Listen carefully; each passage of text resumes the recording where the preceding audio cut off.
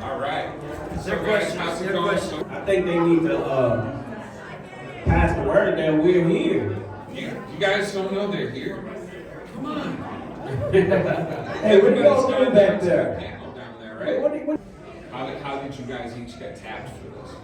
Well, I auditioned for it. It was just a regular audition. I've been an actor for 38 years, so, you know, I'm an old fucker. I'm a boomer. So, you know, I've been an actor for a long time, so it was just...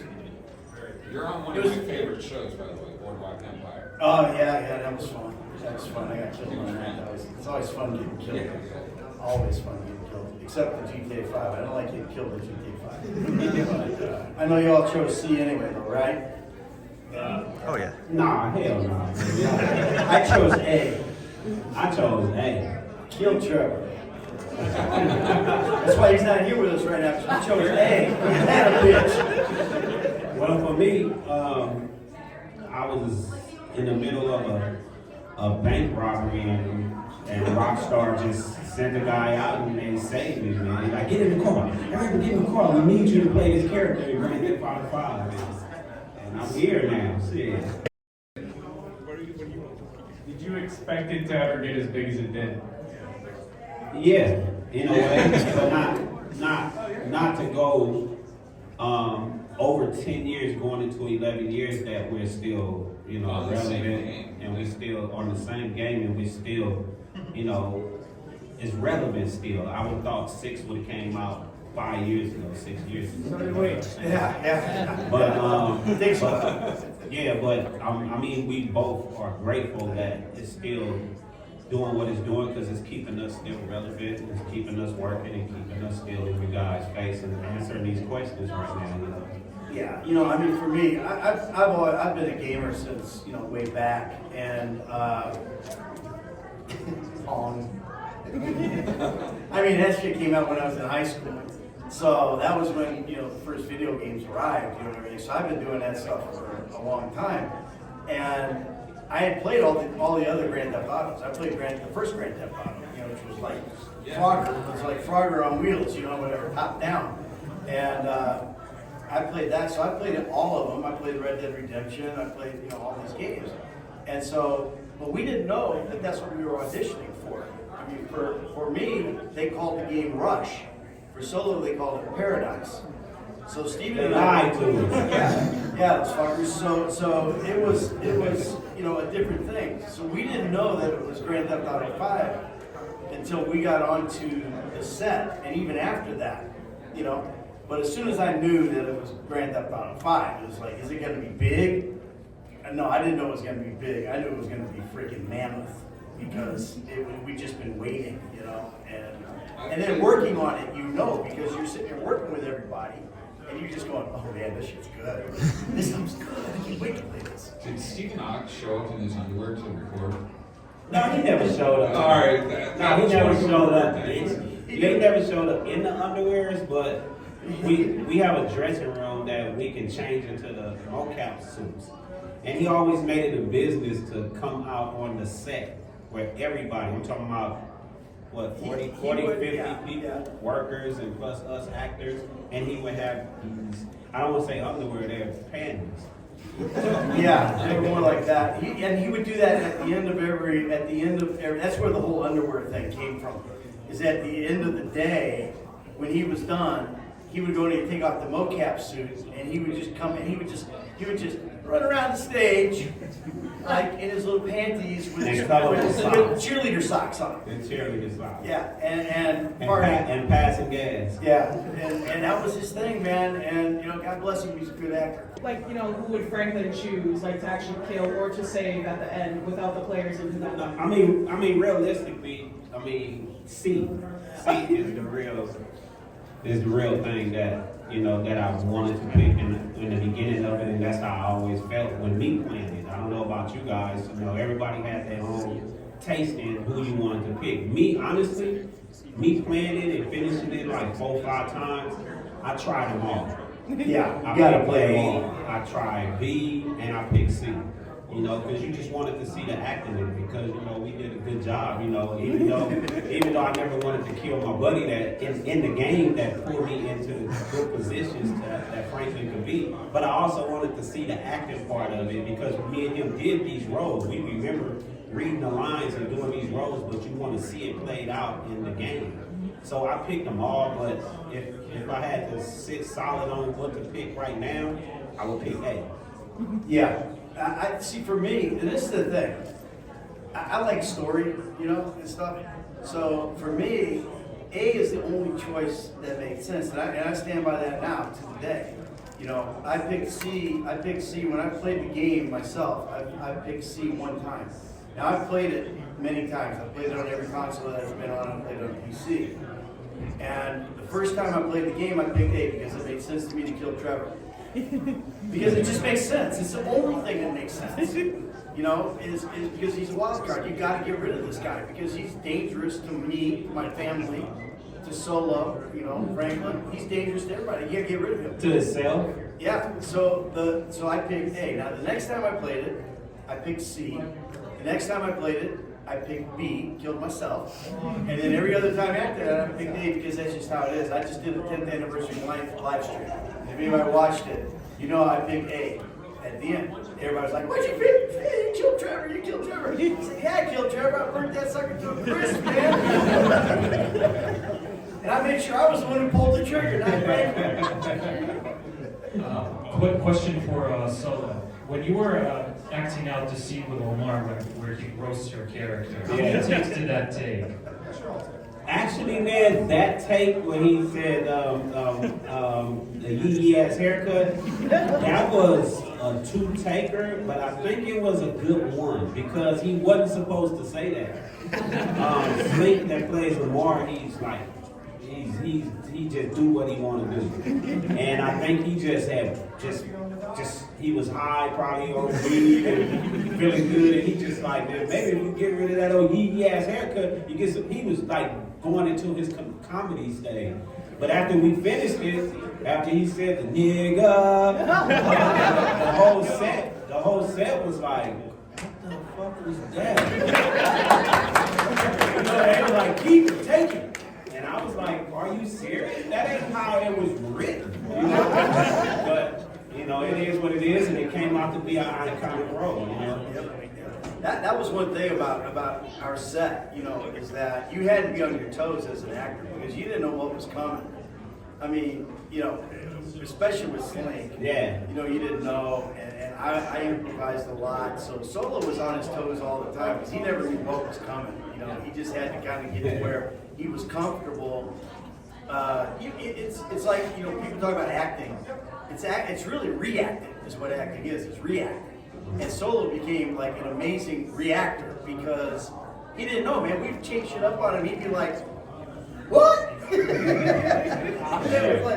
Yeah. And so he got through. He would just adapt and just go with it, you know. And because I never like really did acting roles. Like I don't know. I never played in movies or anything where I read scripts. I'm real bad on reading books, so my memory is bad to remember what I already have to, you know, try to remember and lock in my brain for just being Franklin. So when they changing up shit, and I'm like, what the fuck is that? You wasn't supposed to say that. So it messes me up, and they gotta say cut. But after working with Ned and Steve and them and the crew, man, they helped me lock that in, and the game just started. Now it started locking in real good because I started becoming an actor of one that's set in GTA 5. That created me a real actor, you know, so it worked out. What's up, man? How far in advance did you get to work on? So I bought an agency a few months ago. Dr. Dre thing. Were you on set with Dr. Dre, and how far in advance did they work on this and call you with like the mocap and everything? It just came out the blue. They just called me and said, hey, we're doing a Dr. Dre thing. We need you to come. We want to we want you to come in and help out with this.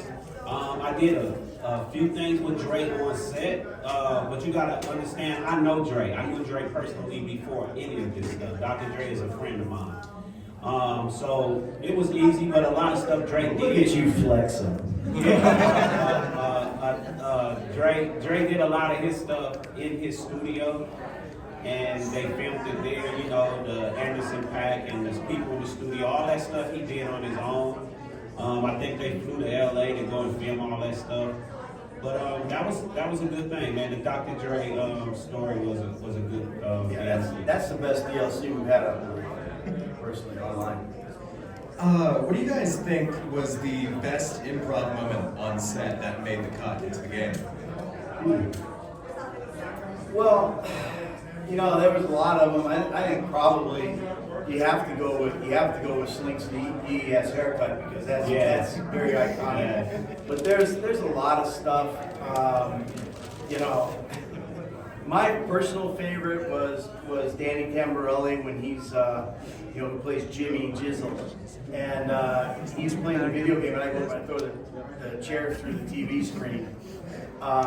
Is he's up there and the line was like, what are you, some kind of hermaphrodite or something? You got no genitals? And he goes, what are you, like, some kind of hermaphrodite? You got no genitals? You know, and for some reason, it cracked me up that he said hermaphrodite. So that was a really funny improvisation. The youngsters close your ears, and I'm gonna go fuck yourself line. That's become iconic. That was an improvisation. I mean, there was a lot of them, but I think Slink's DES haircuts, far and away the king of the improv lines. Hi, I have a question for Nick Luke. I saw this video from this guy named Dark Viper. I don't know, never heard of him. But is Michael in witness protection?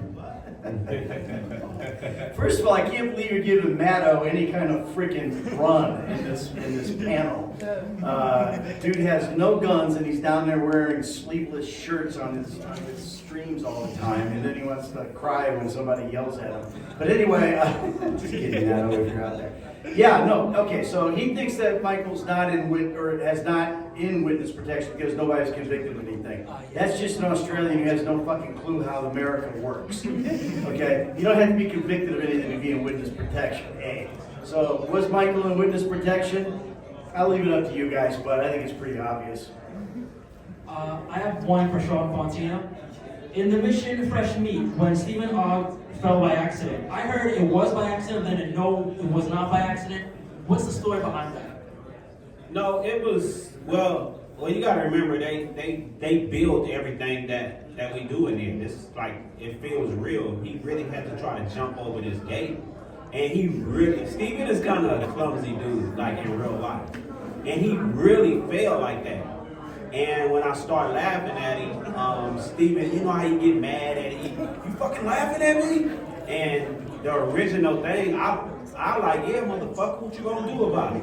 And they like, cut. No, we want Franklin to let Trevor be the more aggressor, like, and you gotta be, calm. Yeah, because that's what a dude from the hood would do. Yeah. So it was hard for me to play that role and let him be in my face, you're fucking laughing at me. So that's when you see me go, I said, it's okay, man, all right. I made a mistake. I shouldn't have laughed at you. That's what they wanted. They wanted Franklin to stay like kind of like mild. I wanted to be crazy. I wanted to be like Lamar, like when he started, you fucking laughing at me? I just wanted to, boom, now you're dead, but they didn't want that. So. Well, you would have chose A too soon. Yeah. I'd like to know, what American city would you like to see portrayed next in a Grand Theft Auto game? Chicago. Chicago. I mean, let's go. Shit. I want to see, Chicago would be a good one. Chicago would be a damn good one. But Texas would be a good one too. Because Texas is pretty big. That'd be a big ass map. That'd be a real big map. Yeah, Grand Theft pickup truck.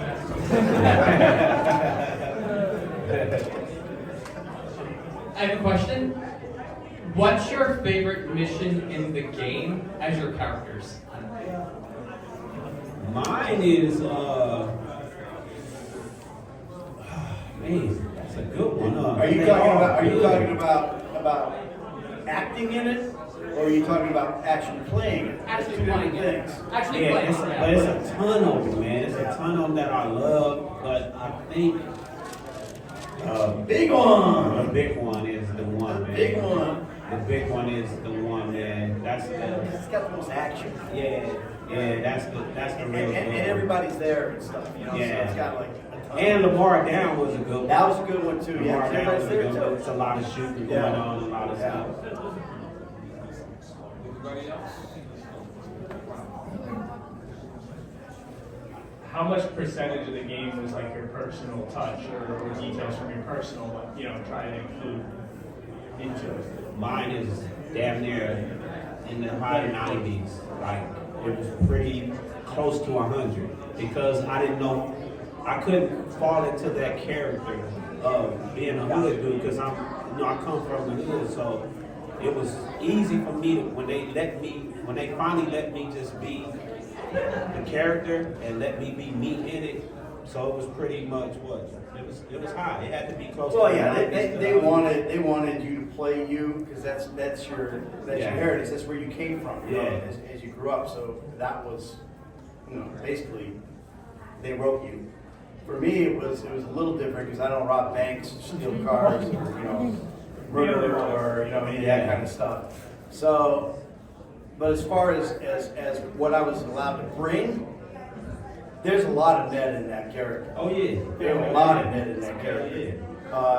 My wife would tell you too much Ned in that character, but that's what acting is. You take your experiences and you bring them to what the character is. Now, if you've got great writers, especially over a period this long, you're talking about a 3,500 page script, a script like this, and 3.5 years, you're going to have these great writers who in the beginning might think one thing, but when you start bringing your shit, they're going, I get it. And now you got a guy sitting behind the computer screen while you're doing your scenes going like this, what you're doing, But they gave us an incredible path to follow.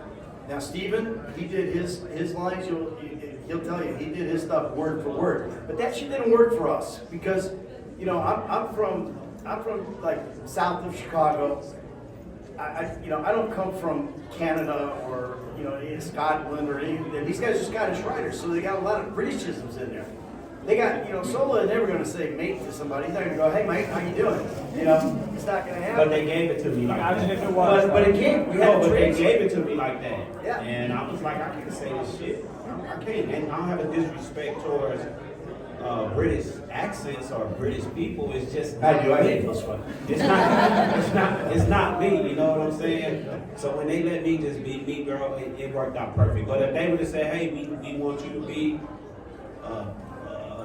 a banker or a doctor, it would have been challenging for me to act like that because I would have eventually got it later, but it was so much better for me to be. I always laugh because I always say that I had to we literally had to translate what was written to fit like the character, where I came from, where I came from Danville, Illinois, which Newsweek magazine called the worst place in America to raise a kid. It's bullshit, but that's what they say.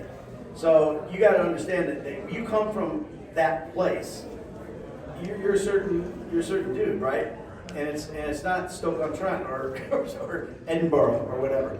So you have to translate. I always say like I had to learn a new language, English, because that's how it was written, So yes, but they gave us the freedom to find ourselves. Yeah. It was great. What a great place to work, man. It was the best. It was so much fun. Guys, I have a question for Ned, if that's all right. I was curious, since in the beginning of the game it's established that Trevor and Michael were running together initially, and then now, as I can see, really a lot of animosity towards Trevor as Michael. I'm curious, when do you think Michael stopped liking Trevor, started just seeing him as a problem rather than like a running mate? Well, you played the game. You saw North Yankton 10 years ago in the prologue. Trevor was supposed to die there, not Brad, right? Brad steps in front of Trevor and takes the bullet. And now we got to improvise. Okay, so I would say that the wanting to get rid of Trevor probably happened 15 years before the game takes, before I'm in Dr. Friedlander's office. Do you know what I mean? So he had a lot of, not so much animal, it was love-hate. You know, it was like he loves Trevor. Trevor's his brother, but he's the brother that's got to go, man. I mean, it's True West. It's you know, of mice and men. You know, I mean, Lenny's got to go. You know, it's like I love the little girl, but he squeezed her to death. You know, and he's got to go. So, and that's kind of like what it was with those two guys. I think it's like that with Lamar and Franklin too. Really, I think if they ever do another DLC, they should be whack Lamar. That would be awesome. I imagine that it must have been kind of different going from your normal everyday lives to completely unhinged, relentless criminals. No, it was cool, man. That shit was it was the funny shit, man. Trust me. Being on set, I kind of wish everybody in here and in the world that follows us and likes the work we did get that experience of just working on the fucking video game and have to wear a motion capture suit, all these cords hanging from you, a helmet on your head with a mic in front of you. Everything is on you and you trying to not hit this and hit that, and you have to really act it out. Because we're not just sitting with a mic and a piece of paper and going, I pick C, ain't that a bitch? No, we're not doing that. You really got to walk up to a fake built car and they might pick the hood up and it might be, we'll have to look like we looking down at a fake, and the hood is just some pipes. Yeah, and you just picking the pipes up. And you got to make it look like you're actually lifting a hood, the weight of the hood, when this is like featherweight.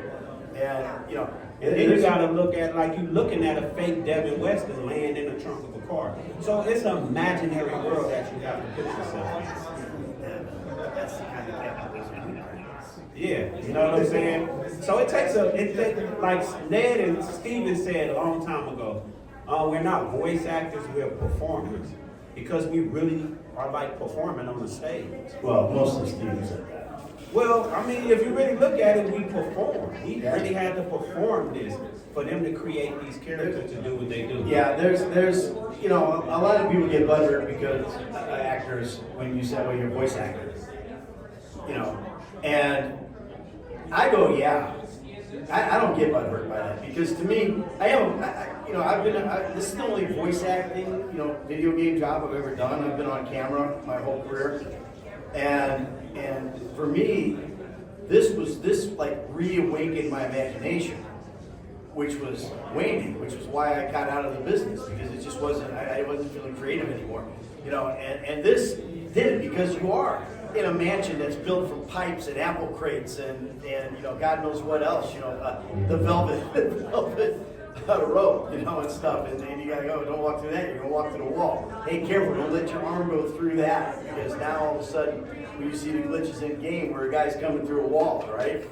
And so you had to be aware of that, which is something you don't have to do when you're doing normal acting, you know. But as far as the performance capture, actor, whatever. As long as you say actor, I'm cool, you know, because we were in the booth 100 hours plus. So yeah, we're voice actors, but we're also actors. Like the cut scenes, everything you see us do, that's us doing it right now. And you know, the cameras are picking up that motion, movement and everything, and recording our voices and stuff. We don't go back and record the voices later. They're all done right there. They record our face, they do the whole thing. It's really amazing stuff. And the guys that do it are genius. And they were so much fun to work with. He's just kissing up the rockstar ass. Yeah, well, you don't gotta get DLC. But it really was. Those guys aren't even there anymore. But yeah, I mean, it was just a lot of fun, man. I recommend it like Solo. I recommend it to anybody. Who's next? Now, chop on set, and was there somebody imitating the noises of a dog? Or No, it was a real dog. It was a real dog? Real dog there. And with Chop, they had to use 2 dogs. The first guy got fired. The first dog was too aggressive, so they had to let him go. And they brought another dog in, because you gotta remember, Franklin worked with 2 different dogs, if you remember. He worked it with the lab, Well, you said a man is stuck in a tree. Oh my God. That scene and stuff. So that was pretty hard for me to do because I'm really looking at a dog and a trainer is sitting over there and I say, you say a man is stuck in a tree? And he got to do a signal and the dog will go, "Arr, arr." Oh, so you said, you gotta, it was hard to do, but it was fun. I remember you told me when you do that, you went up there and said, "What up, dog?" Oh, yeah.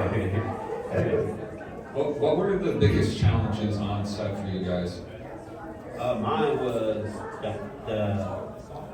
the uncomfortableness of the motion capture suits, being to the fact that I was out of shape at the time when we were filming. I was much bigger and squeezing into a suit, so my subconscious was thinking that I wasn't looking the part.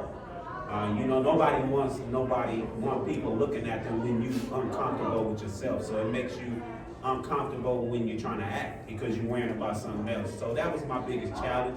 But I got it together. I went home after a couple months and I dieted and I worked out and I came back on set when they called us back and I was like, now what?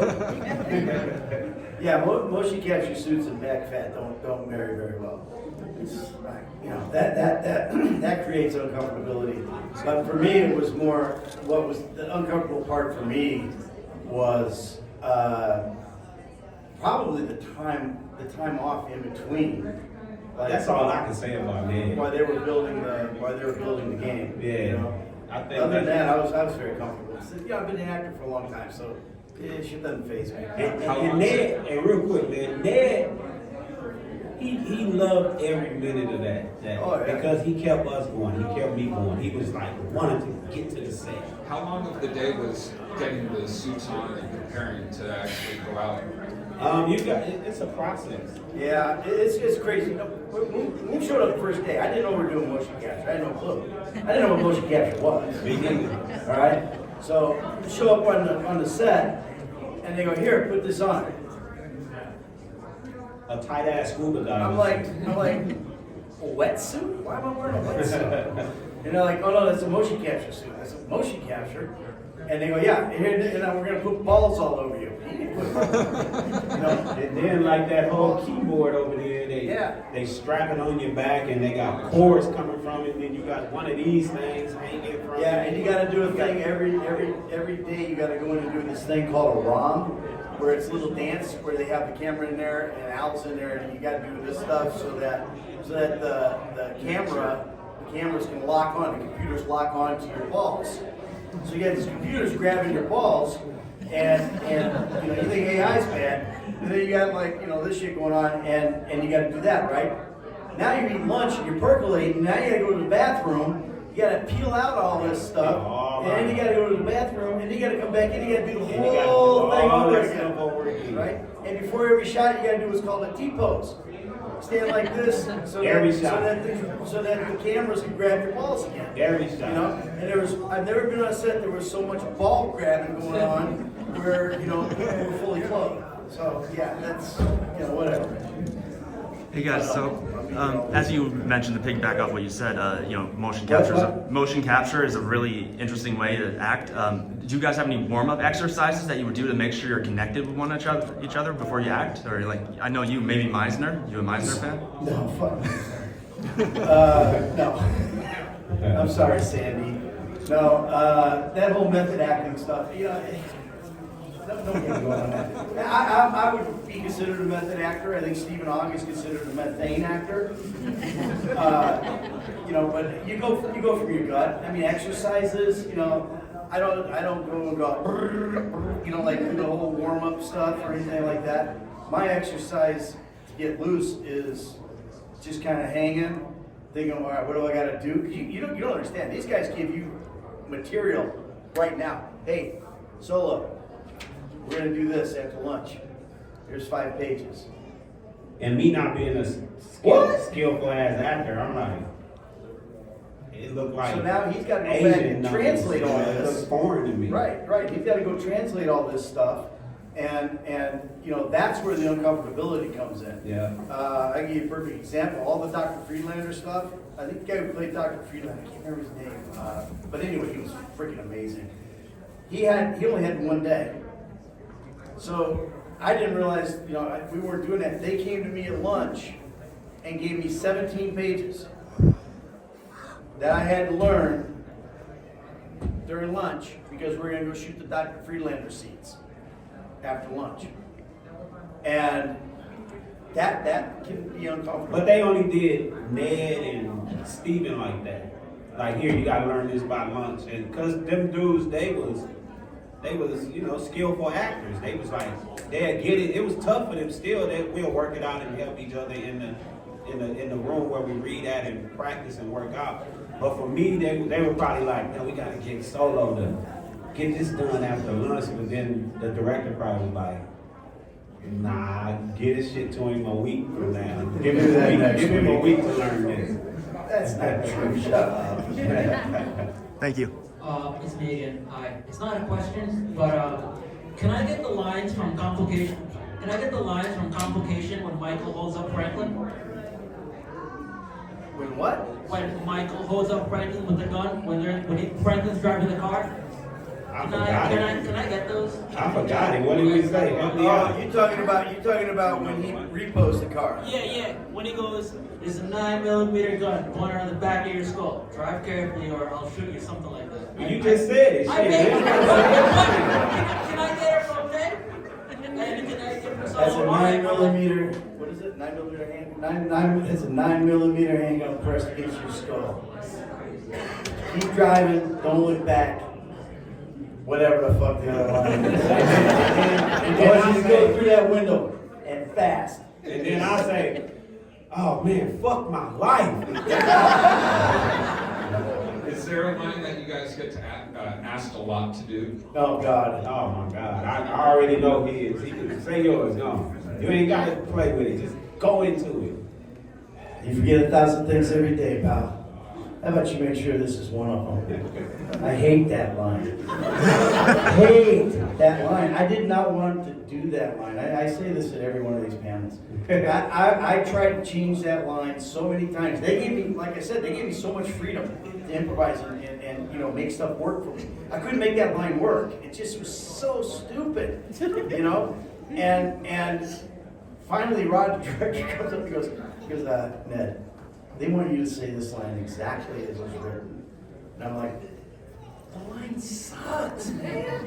And he goes, trust me, this is the line. Right? When he said it with the Stoke-on-Trent accent. And I just went, So I had to do it, and I was trying, I couldn't make it like badass, you know what I mean? It was just, to me, it just seemed so packed, And then finally, I snuck a pal in there. And it worked, and I was able to make it badass, and I went, oh yeah, I get it. But I didn't like that line. I like, surviving is winning, everything else is bullshit. That's my favorite line. But whole thing. mine was the one where Lamar took off with the bike. And I like, you can't repo the assets of a dead man, big sitting chief asshole. You remember that scene when he was like, it's that Apache blood in me, and he took the bite. That was all improvised, wasn't it? That whole Slink like that they come up and scalp it. Yeah, Slink always just did what the fuck he wanted to do, but I stayed close as I could to the script. Well, that's like Steven did that too. Steven did his script word by word. I was saying that earlier. He was word for word. But his mom is from Britain. His mom's English. So he had all that, and it made sense to him. And it kind of fit his character too, because his character is such a weird dude, that he would say, all right, I'm going to the loo, instead of going to the toilet, or whatever. I'm going to take a dump, I'm going to go to the loo. And it just made sense for him for some reason, so it was beautiful. Speaking of lines and ad-libbing, has there ever been a line that you ad-lib that you like? God, a million of them. Every ad-lib line that I did, I liked. Yeah. Otherwise, I wouldn't have had it. But probably my favorite is Nama, go fuck yourself. That was my favorite one. Namaste, we go. And mine was simple. Mine was simple. It was a 4-letter word. Yeah. Y'all should know it. What is it? You like you was finna say it. What? That's all Frank ever said was, what? what? I got tired. I was like, I started saying, why the fuck you keep saying what? And the reason I was saying it because I couldn't remember my fucking line. So I was like, and it would wake me up to remember what I had to say. And then it becomes a thing, and then it becomes that a works. thing. It Yeah. works. What's the advice you guys give to people that come to you and they're like, hey, I want to be an actor. How do I get into this? What do you tell them mostly? I would tell you honestly, find something else to fucking do. Be happy with it. But the reason I'm saying that is not to discourage you from being a voice actor because it's great once you get it. But when it comes to you, and if it comes to you, take advantage of it. But don't make this your only thing. You know what I'm saying? Do something else. And like my situation, it just fell in my lap. And sometimes the best things in life just come to you out of the darkness or the blue. You just pop up. Yeah. For me, look, I, like I said, I've been doing this for a long time. Do you want my advice? No, we just talking, man. I think that what I tell young actors is you better be ready to do whatever it takes to make it, to make it work and to make it a profession. If you want to do it professionally, if you want to do, community theater, that's one thing. If you want to get paid for it, you have to study, and never stop studying. And you got to keep doing it, man, and persevere. And you got to be able to wait tables. You got to be able to tend bar. You got to be able to sell cars. You got to be able to shovel shit in a horse stall. You got to be able to do whatever it takes to do it because it ain't glamorous. It ain't glamorous. Don't fool yourself. It's not glamorous. And then the number one advice for you is when you make it, don't be a douchebag. Don't be a douchebag. Appreciate what you have and appreciate your fans. It's the most important thing. Because if we don't appreciate you Except for guys, him. man. I mean, you got it's y'all up here quizzing us and want to know what we think and what the answers we have to you guys' questions, but we really supposed to be asking y'all questions because the game wouldn't be what it is without none of y'all. No, the fans are You know the what I'm game. saying? The fans are the game, man. So trust me, man. I give all my thanks to you guys, for real. Exactly. Y'all sitting there looking at us, because we play these iconic characters, but I wouldn't be sitting up here if it wasn't for, you guys doing what y'all did with us. Well, yeah, if 195, 200 million people didn't buy this game, I would still be game banging and getting shot some more. I've been shot Yeah. 5 times, shit. I'll probably be shot 6 or 7 by now, you know what I'm saying? I thought God gave me 9 lives, shit. I'd be selling Audis instead of driving one. It's just that's how it is, man. That's, you don't get it, man. It's like people think, oh man, it's just boom, your overnight sensation. That overnight sensation took 25 years of battling, struggling, up and down, filing bankruptcy, doing whatever, It's not an easy business, and it's a subjective business. It's not like, I was an athlete growing up. If I crossed the finish line first, that's a pull up. If I went the highest, guess what? I won. Right? I won. It's not like that in this business. Somebody here, this casting guy's got to go, oh, I like him. I'm going to send him to the producer. The producer goes, oh, I like him. I'm going to send him to the network. Oh, we're going to hire him. The casting guy might go, the network guy and the producer guy might think that this guy's freaking amazing. You may never get to that guy because the casting guy doesn't like what you did. So it's all subjective. So you got to be able to handle rejection. Which is great because, when I would go out to the bars and I got rejected a lot. So Man, next question, man. Could Ben keep going? I will go on forever, man. All right, we're on our last 5 minutes, guys, so if anybody does have a question, keep it there. What do you guys think the best radio station was in the game? West Coast Classics. DJ Pooh. That's who put me in the game. That's who responsible for me being part of GT. That's the family right there. He the one gave me the heads up, man. Go and read for this role. Well, And he did it with my cousin also that plays CJ in San Andreas. So. If Rockstar came to you with an offer for another role, same like scale, same. Hell yeah, I take it.